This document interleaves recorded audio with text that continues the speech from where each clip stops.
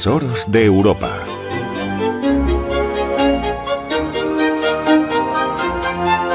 Rusia.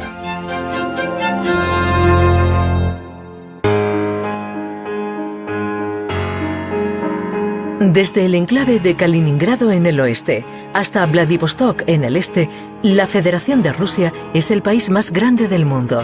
17 millones de kilómetros cuadrados repartidos en 11 zonas horarias.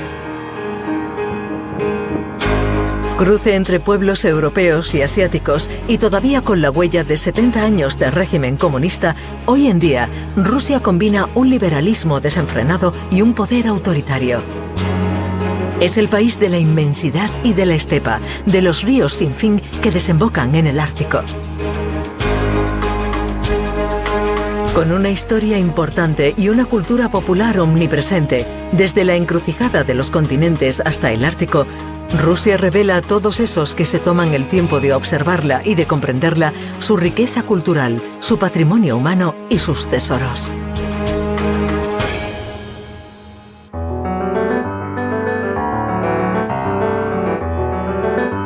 Nos dirigimos a Moscú, la capital europea más oriental.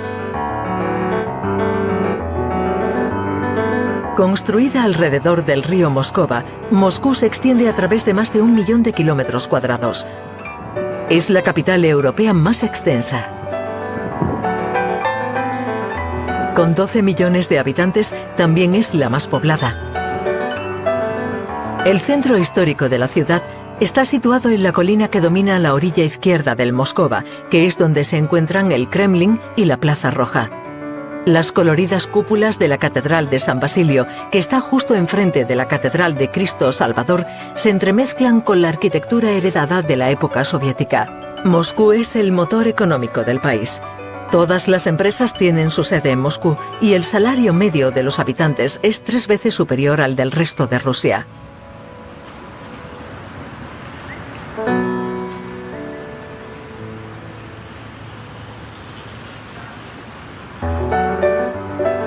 Para desplazarse por la ciudad, las grandes arterias rectilíneas y colapsadas no eran suficientes. Tras esta fachada se esconde un tesoro de ingeniería y arquitectura, el metro de Moscú. Cada día, más de 7 millones de pasajeros pasan por sus ornamentados pasillos y vestíbulos. Si no estoy equivocada, el metro de Moscú es el único metro del mundo que tiene visitas guiadas. Está considerado como el metro más bonito del mundo, ya que 44 de sus estaciones están declaradas como Patrimonio Cultural Mundial. Hoy en día las líneas ya superan los 300 kilómetros y hay unas 200 estaciones.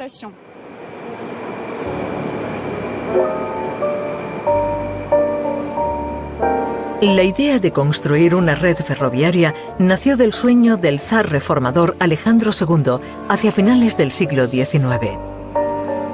Su asesinato en 1881 retrasó la construcción.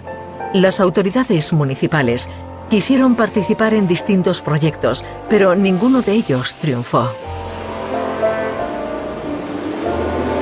Hasta 1931 no empezaron las obras.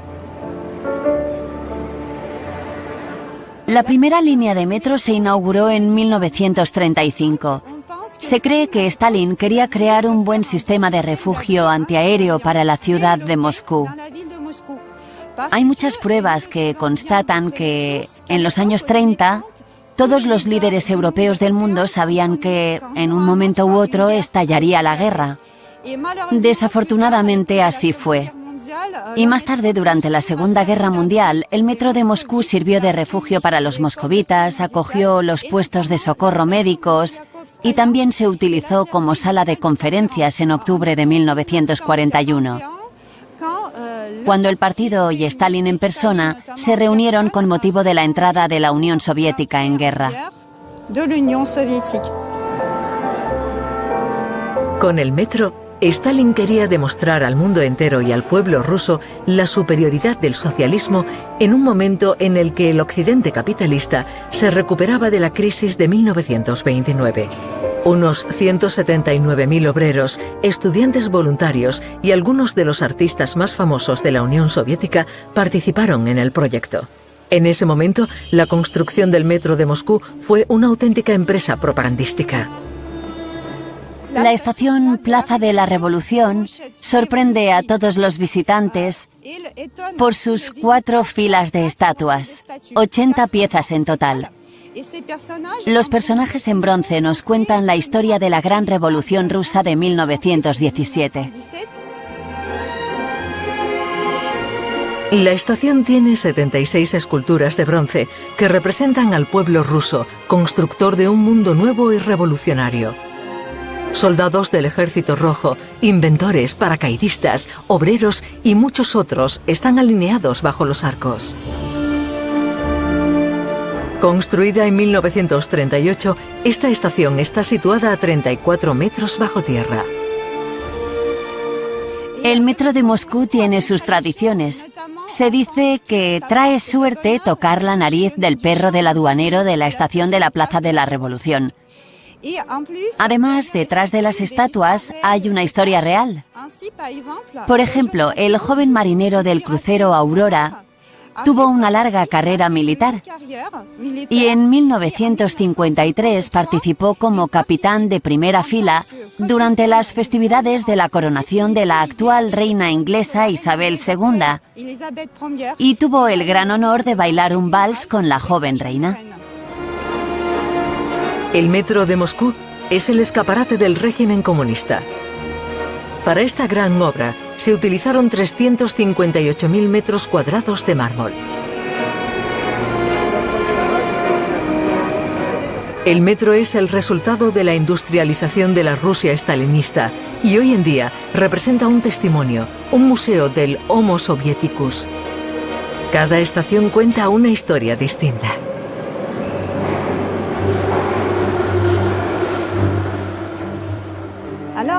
Una de las grandes perlas del metro de Moscú es, evidentemente, la estación Mayakovskaya. Lleva el nombre de un poeta del proletariado de principios del siglo XX, Mayakovsky. Los arcos de la estación están decorados con 32 mosaicos situados en las hornacinas. Fue diseñado por un pintor soviético, Deineka.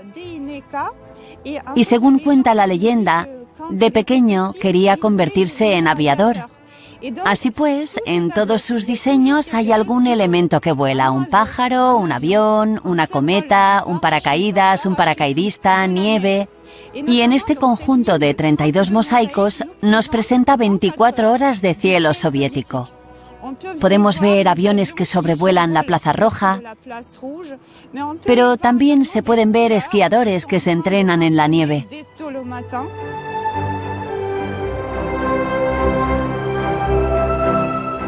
También podemos ver hechos destacados de la época soviética, como la sonda recuperable de una nave espacial y las iniciales URSS impresas en la parte inferior de un paracaídas, actividad que se empezó a practicar a principios de la era espacial rusa.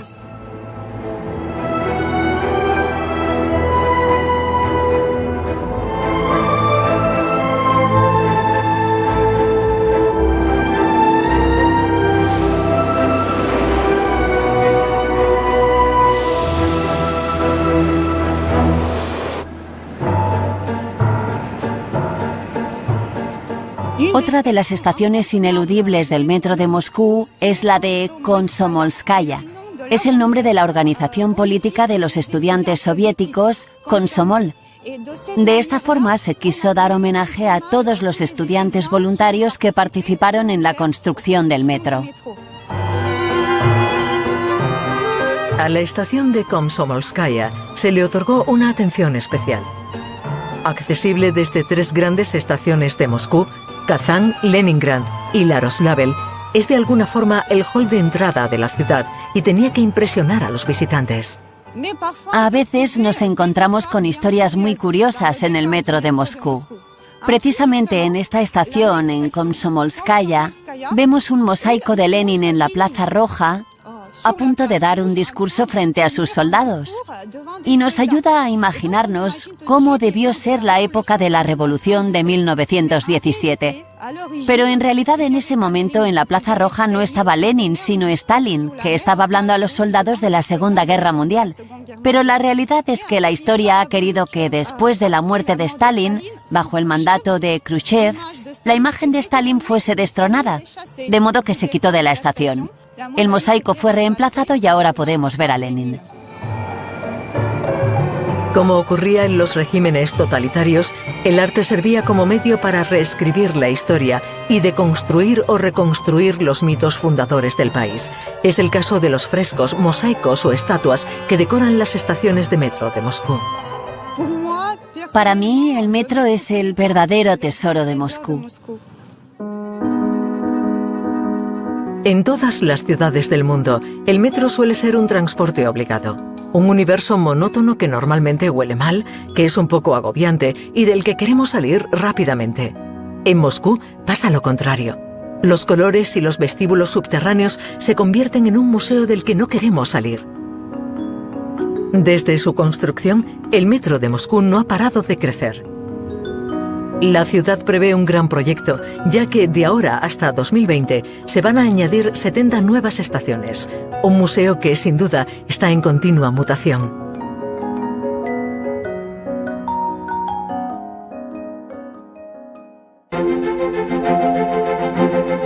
La Federación de Rusia es el país más grande del mundo y lo atraviesa de un extremo a otro el río Volga. Está compuesto mayoritariamente por llanuras, bosques e interminables estepas desérticas. Sus paisajes sufren en cada estación los estragos de un clima continental especialmente duro. Más de 100.000 ríos esculpen el paisaje, entre ellos el Volga, el río más grande de Europa. El río emprende su curso en la meseta de Valdai, situada entre Moscú y San Petersburgo, a tan solo 228 metros de altitud. Desemboca en el mar Caspio, después de un curso de más de 4.000 kilómetros en dirección al sur. El río tiene un papel determinante en el imaginario ruso y ha inspirado numerosas producciones artísticas, siendo el canto de los remeros del Volga la más conocida.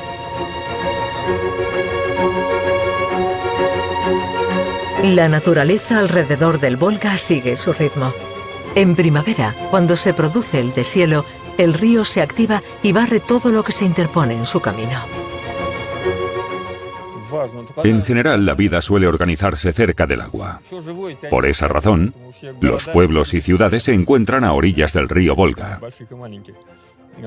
Antes, la actividad en el río era incluso más importante, ya que no había vías ferroviarias y las rutas eran impracticables. Todo el transporte pasaba por el Volga.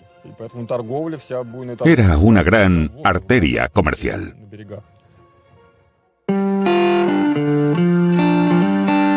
Los enormes cambios de caudal y una ligera pendiente hicieron que la navegación fuese casi imposible hasta la segunda mitad del siglo XX.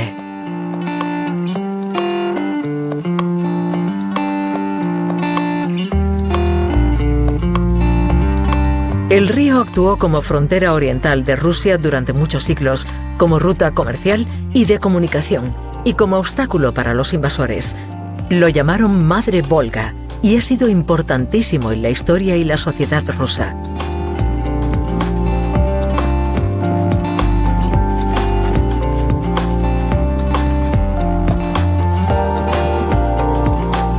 Alexander Fedosenko vive a orillas del río.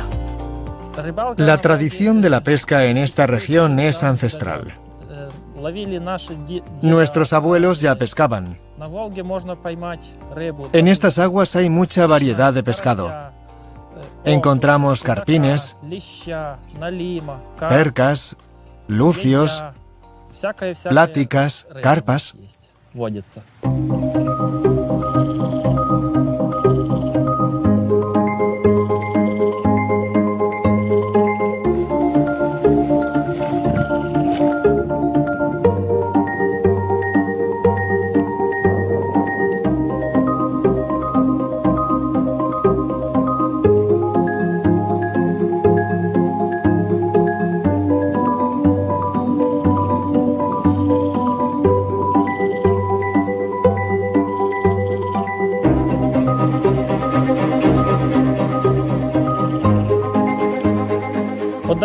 En invierno hacemos un agujero en el hielo y utilizamos una caña de pescar especial.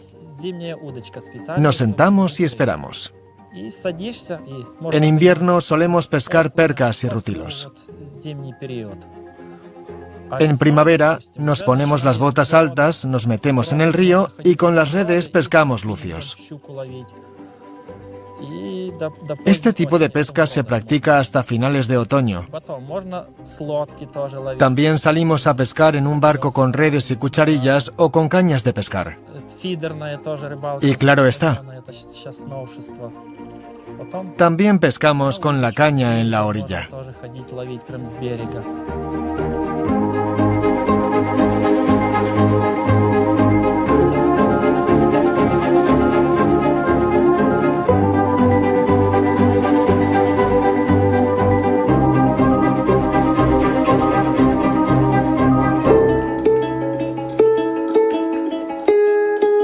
El Volga y su clima han propiciado la creación de estos paisajes románticos, llenos de humedales y llanuras aluviales.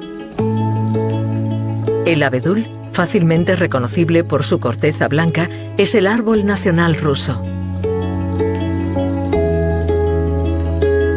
A los densos bosques de abetos le siguen los de robles y tilos. La fauna es abundante y muchas limícolas hacen escala aquí durante sus migraciones. Aquí hay muchos animales. La fauna y la flora son muy ricas.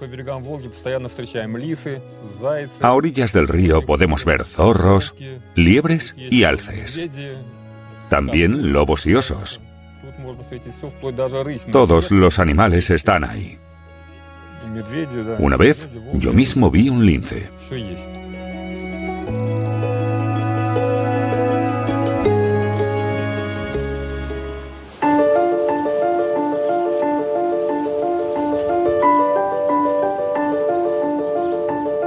En la región de Staritsa, a orillas del río o dentro del bosque, encontramos la piedra más preciada de Rusia, omnipresente en la arquitectura del país.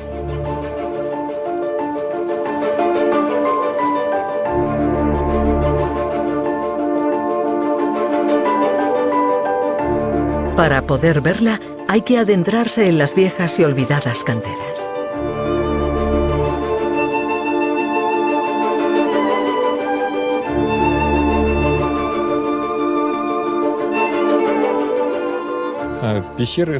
Estas cuevas existen desde hace 5 siglos.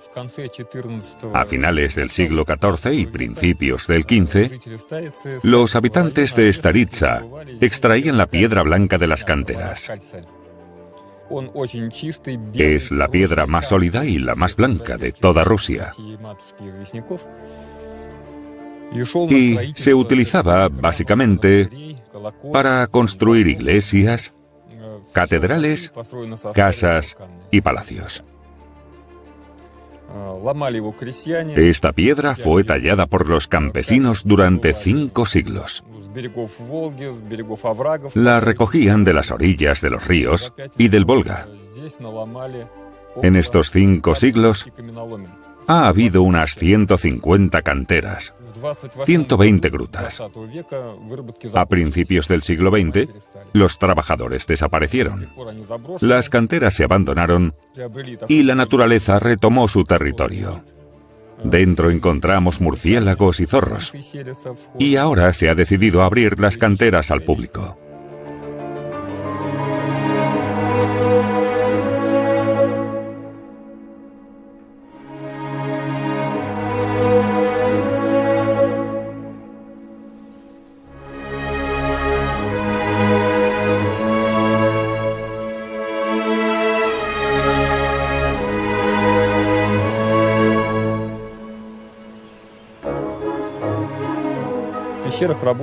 Los que trabajaban en las canteras eran los campesinos.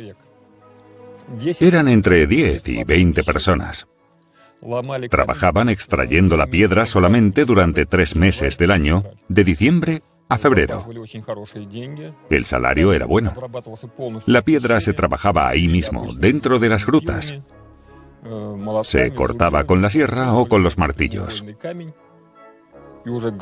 Después, la piedra se llevaba hasta el río y desde ahí las barcas la distribuían por toda Rusia. Por esa razón, la economía de Staritsa durante la Revolución estaba en pleno auge. Después de la Revolución, dejaron de construirse palacios e iglesias. No había demanda de piedra blanca. La región sufrió un gran éxodo rural y la profesión desapareció. La clase burguesa fue expulsada y todo quedó abandonado.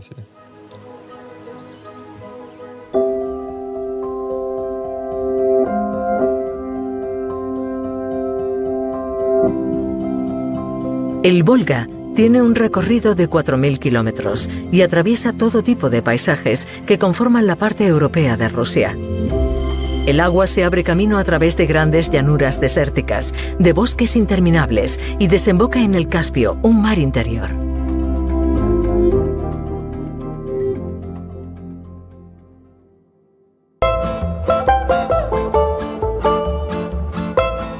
Nos dirigimos a la gran emperatriz de las tierras del norte, milagrosamente bien conservada del paso del tiempo y de la Revolución de Octubre. San Petersburgo es la ciudad del esplendor, de la grandeza y de la elegancia. Pushkin o Dostoyevsky, entre otros muchos, han hecho de esta ciudad su musa y la capital cultural del país. El espectáculo es uno de los puntos fuertes de San Petersburgo. La ciudad tiene más de 40 teatros y salas de música. El Mariinsky es uno de los teatros más conocidos del mundo. Ofrece grandes clásicos como El Cascanueces, El Lago de los Cisnes o incluso La Cenicienta.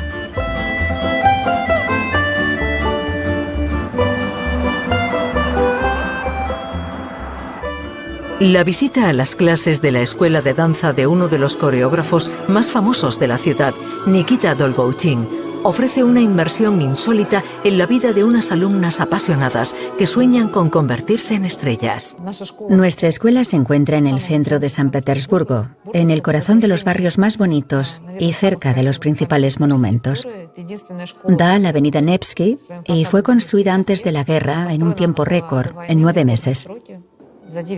Antes, este edificio fue un colegio de chicos y después un colegio de secundaria. Nuestra escuela de danza está en este colegio de secundaria y las niñas vienen a bailar al salir de clase. Nikita Dolgouchin ha interpretado los grandes ballets rusos y es una figura importante en el teatro Mariinsky. Con su figura, su ligereza y la elegancia de sus movimientos, se ha ganado el sobrenombre de bailarín intelectual.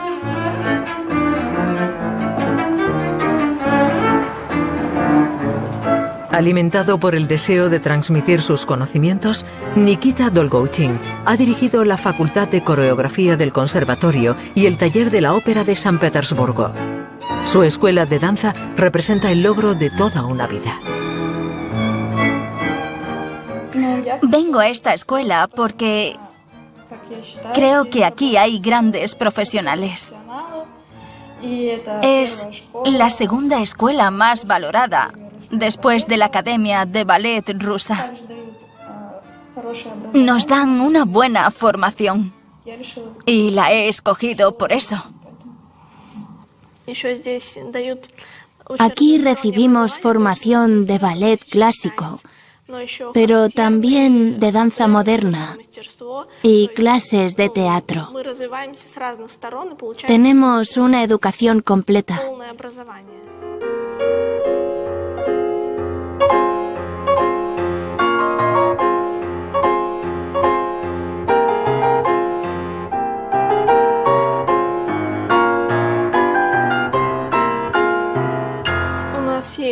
Por la mañana hasta el mediodía tenemos clases normales, mate, ruso, y después de comer tenemos clases de danza clásica o moderna y ensayos. Hacemos 4 horas de ballet cada día.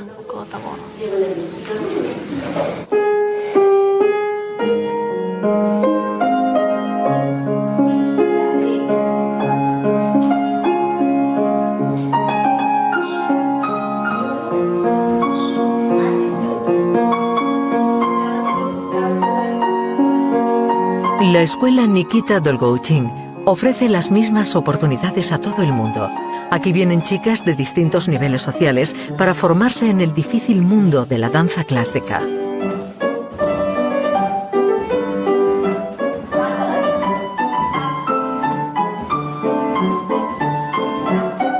La educación va a cargo de esta gran coreógrafa que ha evolucionado al margen de la rigidez académica propia de las escuelas rusas.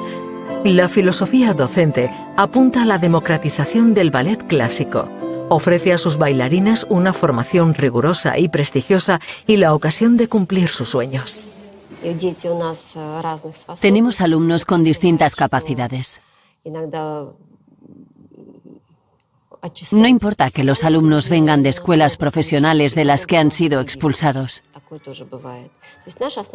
Hay alumnos que después de asistir a nuestra escuela continúan su trayectoria profesional. Nuestra especialidad es la danza clásica.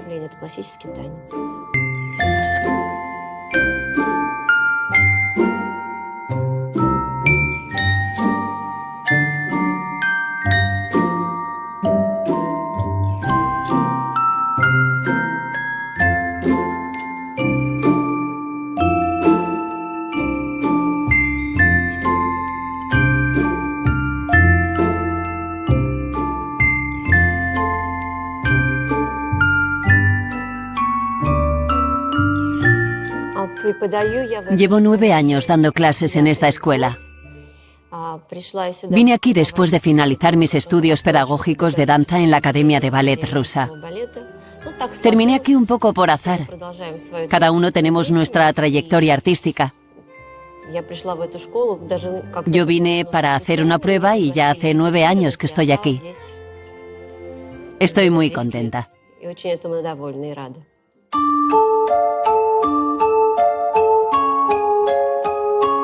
En esta escuela, profesores y alumnos preparan 2 espectáculos por año, igual de exigentes que los de un gran ballet. Para ellas, el día que salen al escenario es sagrado. Es el logro de mucho trabajo y el fruto de muchos sacrificios. Todas quieren ser Anna Pavlova, la estrella del ballet imperial ruso de principios del siglo pasado. La escuela ofrece todo lo necesario para la ocasión. Tules, muselinas, bordados. Aquí los vestidos se hacen a medida. El stock de la escuela es una auténtica cueva de Alí Baba.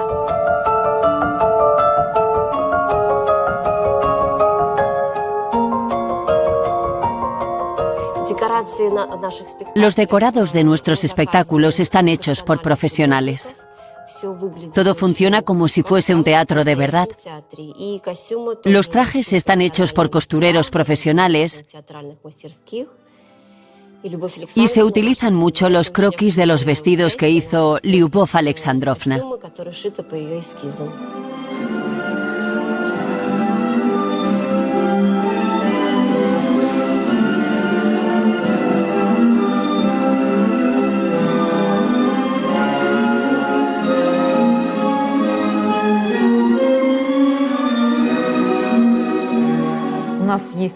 Nuestro espectáculo consta de 2 obras, El Cascanueces y La Bella Durmiente. La puesta en escena se hace por el artista emérito de Udmurtia, que trabaja en el Teatro Yevsk, Markelov Nikolai Gorovich.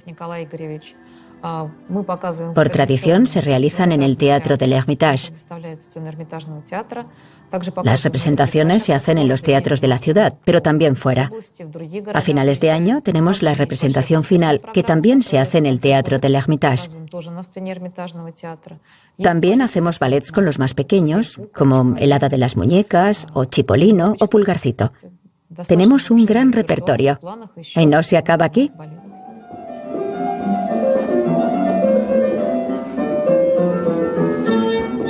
Entre estas jóvenes niñas llenas de esperanza puede que se encuentre una futura estrella rusa.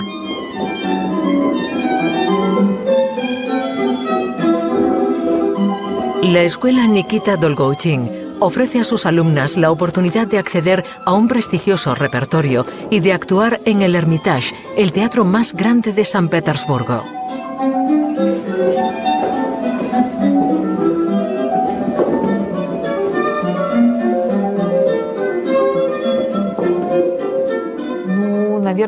Creo que para nosotras la danza es la realización de algo sagrado. A través de la danza podemos transmitir nuestra alma. La danza es el tesoro de la vida.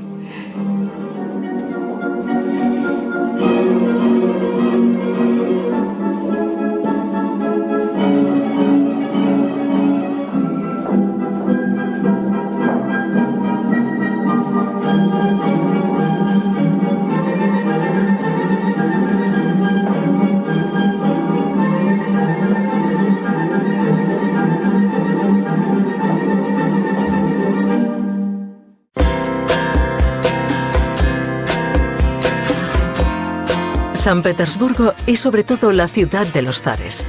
Fue capital del Imperio ruso desde principios del siglo XVIII hasta la Revolución Bolchevique en octubre de 1917. Como Tchaikovsky o Stravinsky, la ciudad ha visto nacer a algunos de los mejores artistas de todos los tiempos. San Petersburgo conserva de la época imperial una arquitectura increíble y muchos canales que le han hecho ganarse el apodo de la Venecia del Norte. Aún así, la ciudad también ha pasado por periodos oscuros. En los años 80, la ciudad sufrió una censura muy severa y muchos artistas creaban desde la clandestinidad. Es el caso de la pintora Marina Koldovskaya, que mantiene una relación muy particular con San Petersburgo, o Leningrado, como se llamaba en la época soviética. Nací en Leningrado. Es una ciudad extraña. Es la ciudad menos rusa de toda Rusia. Es un trozo de Occidente en Rusia. Se considera como una capital cultural, es su título oficial. Se dice que la gente que quiere hacer una carrera de negocios o de política va a Moscú. Y que la gente que quiere vivir libre vive en San Petersburgo. Menos espíritu, más libertad. Hoy en día, Marina Koldovskaya es una de las grandes artistas contemporáneas del país.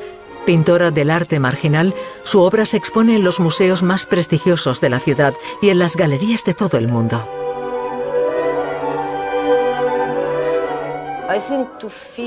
Para sentir el alma de San Petersburgo hay que ir cerca del agua. En San Petersburgo hay mucha agua. Se construyó en una zona muy húmeda. Hay muchos canales y muchos puentes. Es genial cuando hay, por un lado, una naturaleza exuberante y, por otro, una arquitectura increíble, como las decoraciones de los teatros. Se puede apreciar esa oposición y tiene mucha fuerza. Sientes el espacio, el aire, puedes ver el agua. Así es San Petersburgo. Eso es todo.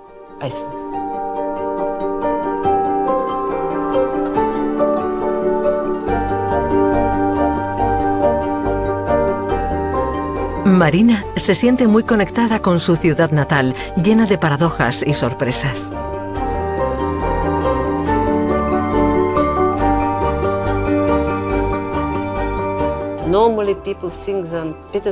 En general, la gente cree que el estilo de San Petersburgo es muy estricto, octogonal, clásico, gris y muy moderno. Yo creo que eso es una leyenda. Yo soy todo lo contrario a eso. Mi estilo es todo lo opuesto. Creo que esta ciudad me ayuda a ser libre.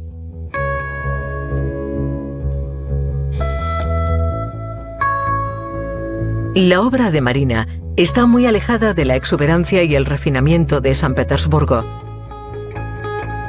La pintora deja el manierismo y el arte figurativo en el pasado.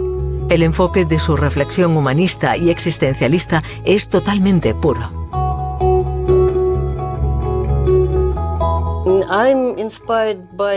Para realizar arte marginal, arte arcaico, me inspiro con los diseños de los niños. Me encanta el arte arcaico, el arte tribal. el arte precolombino. Intento ir a lo más profundo del ser humano para revelar lo que hay detrás de la civilización.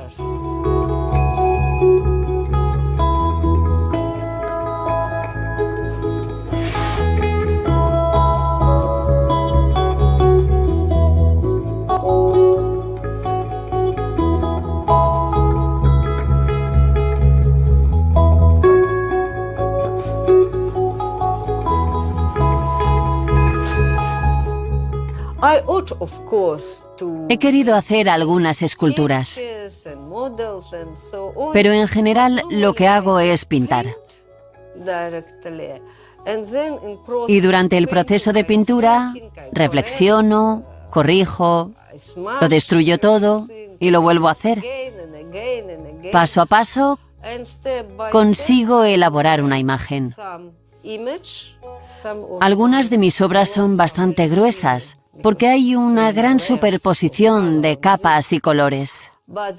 Pero el resultado es muy simple, fácil, muy primitivo.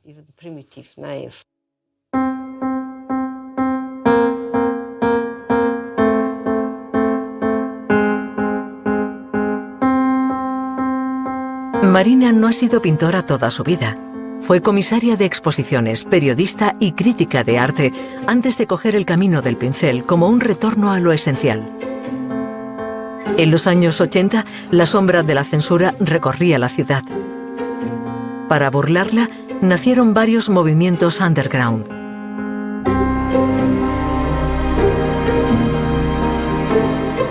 Fue el caso de unos cuantos artistas, entre ellos Marina, que se instalaron de forma clandestina en un viejo edificio abandonado, el Pushkinskaya 10. Hoy es uno de los sitios más emblemáticos e ineludibles del arte contemporáneo ruso y de la ciudad de San Petersburgo.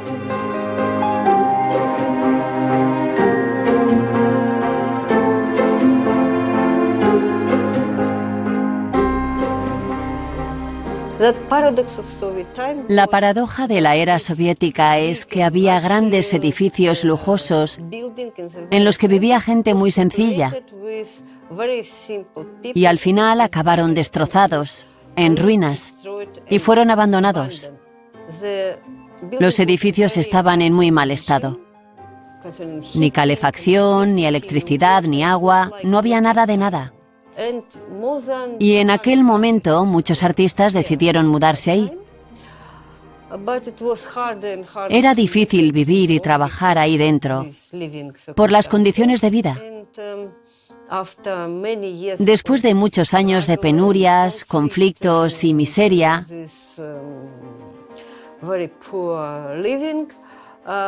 llegamos a un acuerdo con la ciudad y nos encontraron a un promotor que rehabilitó el edificio y recuperó el 80% del mismo para venderlo.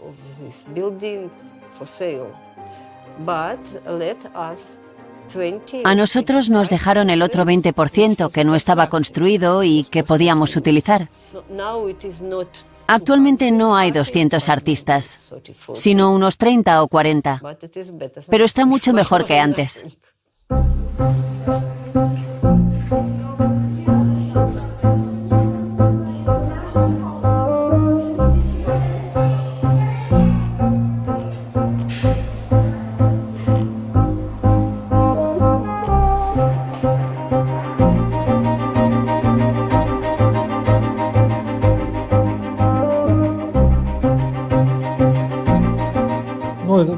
Para mucha gente, este sitio significa mucho. Antes, en San Petersburgo, en Leningrado, no había ningún centro como este. Y como nunca había habido un centro de arte así, no teníamos experiencia. Fue una primera vez. Pero realmente fue algo muy interesante de hacer. Y había una gran necesidad de hacer informalismo. Y surgió la oportunidad de hacerlo.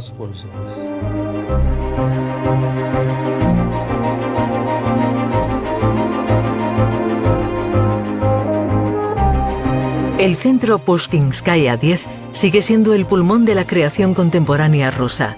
Los miembros de la pequeña comunidad que viven aquí intercambian ideas y se inspiran mutuamente.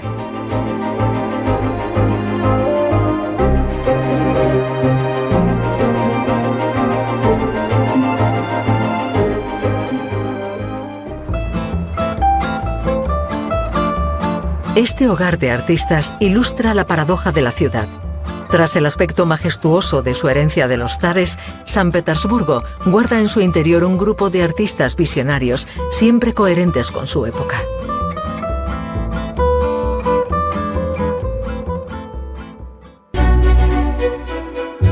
La pequeña ciudad de Sergiev Posad, donde se encuentra la Laura de la Trinidad y San Sergio, está situada a 75 kilómetros al nordeste de Moscú. En el mundo ortodoxo, las Lauras se consideran auténticas ciudades monásticas. La Laura de la Trinidad y San Sergio es la más importante de la Iglesia Ortodoxa rusa.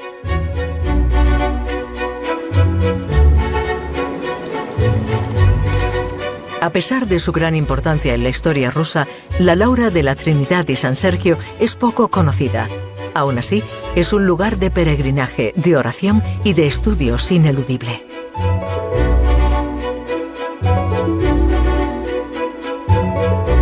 Es una ciudad amurallada declarada Patrimonio Mundial de la UNESCO, un testimonio sin igual de la vida espiritual y monástica rusa.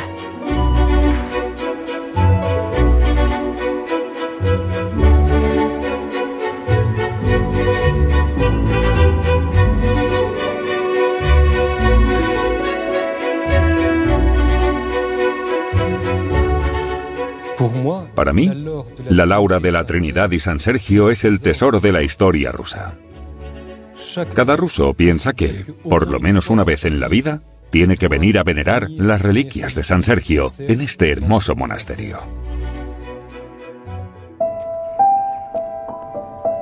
El monasterio está compuesto por 2 catedrales y una iglesia. Fue fundado en el siglo XIV por San Sergio de Radonech, uno de los santos más populares de Rusia y gran figura de la ortodoxia rusa. Cuenta la leyenda que Bartolomeo, así se llamaba en esa época, era todavía un niño cuando se encontró con un viejo monje sentado bajo un roble que predijo un destino místico para el joven Efebo. El niño albergaría a la Santísima Trinidad. Marcado por esas palabras, el joven Bartolomeo se sumergió en las santas lecturas durante muchos años y más tarde, acompañado por uno de sus hermanos, partió en busca del entorno ideal para refugiarse en la oración y en la soledad. San Sergio buscaba un sitio para empezar su vida monástica. Encontró un bosque denso y salvaje, y ese fue el sitio que le gustó más para empezar sus ejercicios espirituales.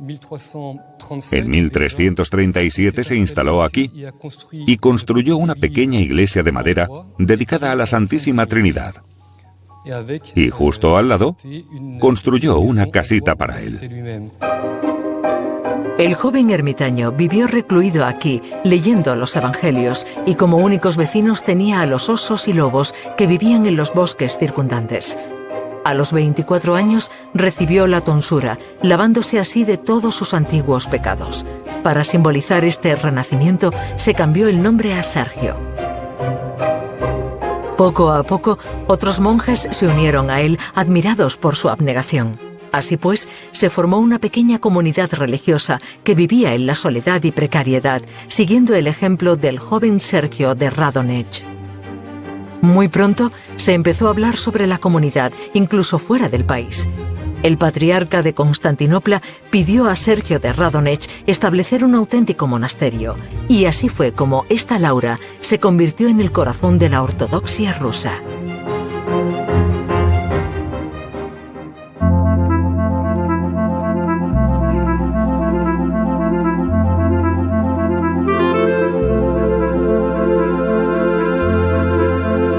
Los peregrinos visitan Sergiev Posad por la Catedral de la Santísima Trinidad.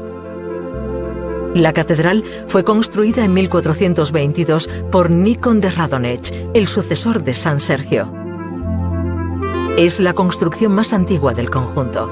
El precioso edificio está decorado con reliquias y frescos.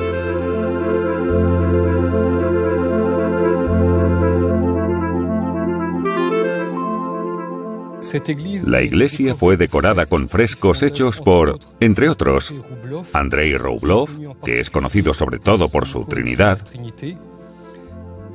que después de la revolución fue llevada a Moscú y que hoy en día se encuentra en el Museo de Tretiakov.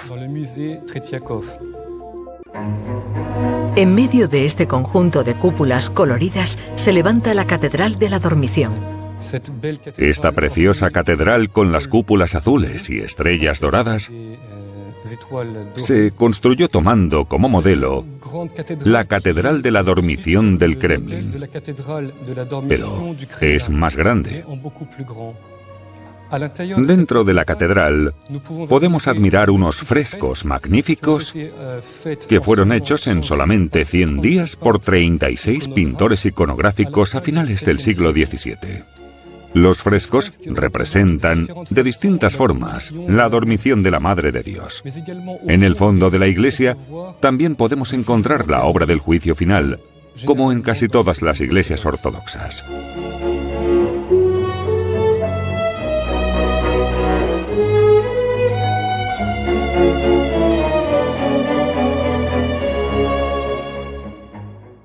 En la parte derecha tenemos el ataúd de San Sergio. Hacia el final de su vida, cuando sintió la muerte cerca, se construyó su propio ataúd de madera.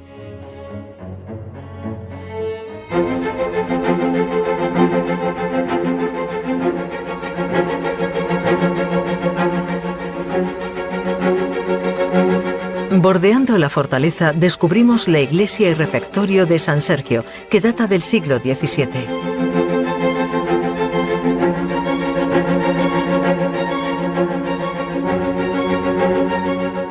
Para el 300 aniversario de la muerte de San Sergio, Pedro I de Rusia ordenó la construcción de esta iglesia, la primera dedicada a San Sergio aquí, dentro del monasterio.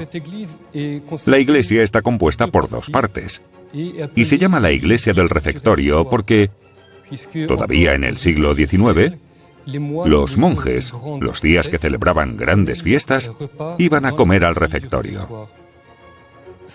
El refectorio, que tiene 510 metros cuadrados, era la sala sin pilares más grande que existía.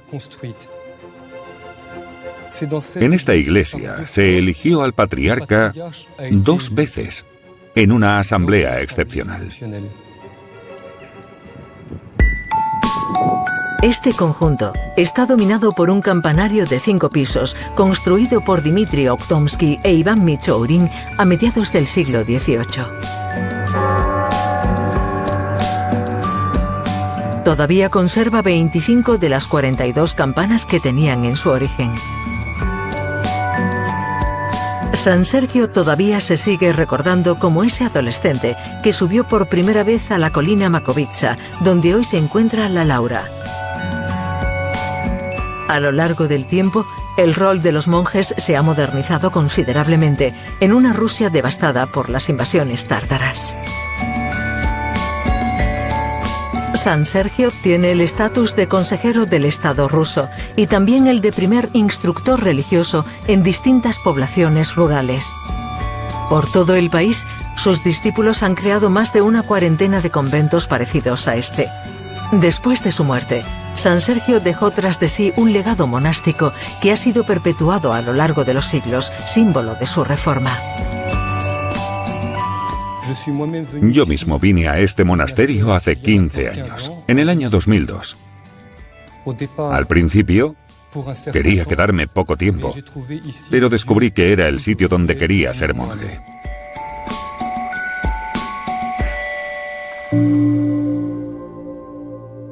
Después, poco a poco, fui descubriendo la grandeza de este sitio. Tiene mucha riqueza arquitectónica. También los frescos son magníficos. Y los cánticos varían según la iglesia. Aquí tenemos más de 250 monjes. Algunos son sacerdotes, de distintas edades, distintas culturas, distintos orígenes geográficos, que pueden confesar a los peregrinos, hablar con ellos y ayudarles en sus vidas. Para los rusos, este sitio es el verdadero centro y el corazón de la ortodoxia rusa.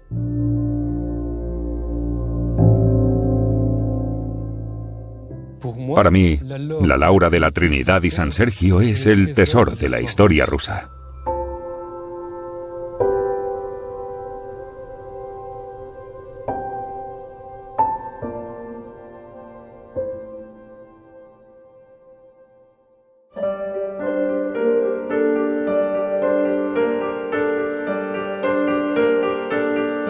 Treinta años después de la caída del muro de Berlín y 100 años después de la revolución bolchevique, Rusia sigue buscando su camino. Después de la mano dura de un régimen autoritario, vemos prosperar un capitalismo desenfrenado y nos encontramos frente a un país auténtico que ha sufrido a través de los siglos muchas conquistas e invasiones.